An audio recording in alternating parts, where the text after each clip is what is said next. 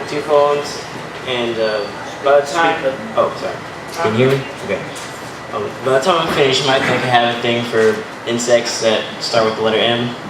And quite frankly, one of my nicknames is Mantis. So, I haven't wrote a poem about mantises yet, but I probably will. This first one's about mosquitoes.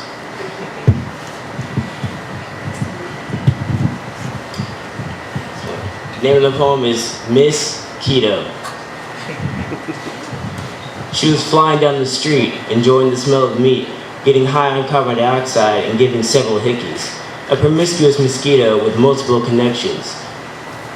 With any gender, they're all tender. You would get the same impression. You would have the same expression on your attractive face when your nerves start to whine and you want to scratch a place. I don't want to touch. Why can't you file sexual aggression?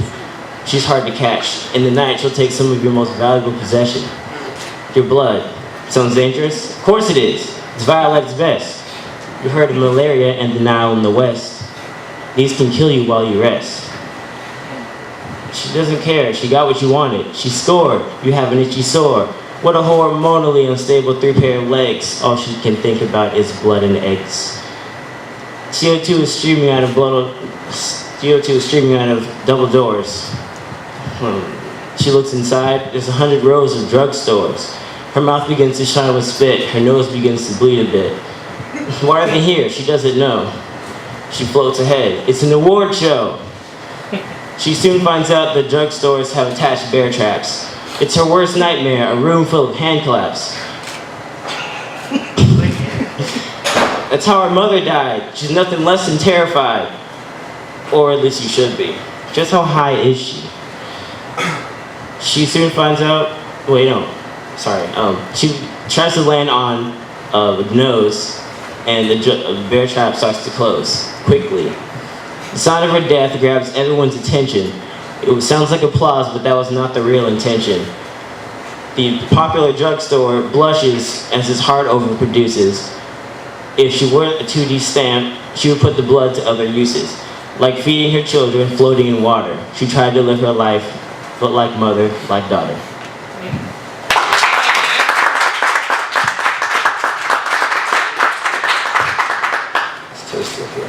Yeah, it is.